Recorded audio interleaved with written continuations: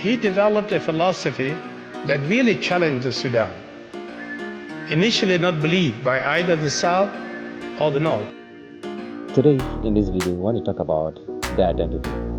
And when we're talking about the identity of a nation, we want to look at our founding father, Dr. Garang de Mabior. What he was having in his mind, what is his vision, or what was his philosophy about the identity of the whole Sudan. So in this video, we're going to listen from a person who has spent a lot of time, that have researched and now, and is going to give us a lot of information when it comes to what was the philosophy of the Dr. Garang when coming to what we call the new Sudan identity. My name is Paul Wilakol, and this is Gamsha. Please, if you have not followed me after this far, please just follow this page, subscribe if you're on YouTube, and please give me a like, and also write in the comment below what is your thought about the whole of this video. And please just take this time with me together as we watch this video. See you. He said that the problem of the Sudan is not one of the South being dominated by the North. It's one of a country whose identity has been distorted.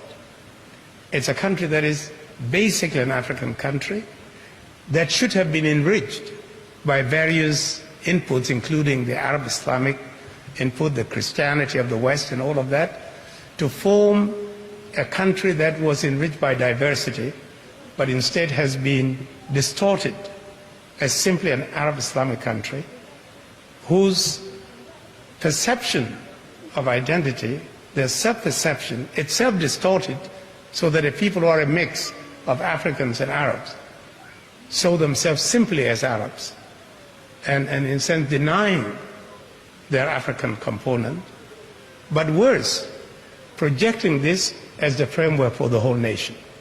A nation which is not only diverse, but where the Arab element is in fact a minority. And so for him, it was not a question of the South seceding. It was a question of transforming the Sudan so that it is reflective of the realities of the country. And therefore, the cause of Sudan liberation movement was the liberation of the whole country and not just the South, and to create a new Sudan that would be freed from any discrimination based on race, ethnicity, religion, culture, gender included. This vision, this new vision of the Sudan began to tear down the barriers, the walls between North and South. The peoples of the North, who were identified all in that one rubric as an Arab Islamic identity, those of them who were non-Arab and who were being assimilated or subsumed began to see that they had been misled by a distorted sense of country's identity. They began to identify themselves with the cause of the new Sudan.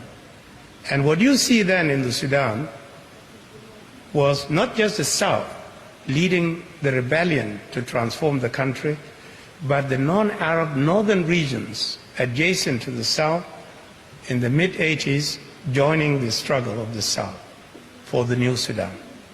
And then the people of the East, the Bija territory neighboring Eritrea and Ethiopia, also beginning to rise up against the central authority and its distorted sense of identity. What you now hear of Darfur is the latest version of the regions of the country beginning to threaten, to challenge the distorted sense of identity for the country. The Darfurians started in 1991-92 in an uprising that was coordinated with the South, but it was premature. In fact, they were advised by Southerners not to rise then because they had not prepared the ground and that would be too dangerous. But they were impatient. And so they rose and they were crushed decisively in 1992. It took another 12 or 10, 11 years, for the Darfurians to rise again in 2003, which is the crisis you hear about in Darfur today. It's not an isolated crisis. People tend to see Darfur as obviously one of the worst crises in the world, but they see it in isolation. They don't see that this is a process of the Sudan painfully searching for itself, that it began in the south, extended to the Nuba Mountains, southern Blue Nile, extended to eastern Sudan, then to Darfur, and even the people of Nubia, just south of Egypt, who represent a very great civilization that the continent of Africa is proud of, but who became distorted in the image of an Arab Islamic country, are now trying to get back the renaissance of their civilization and beginning to assert their pride in their Nubian heritage and identity.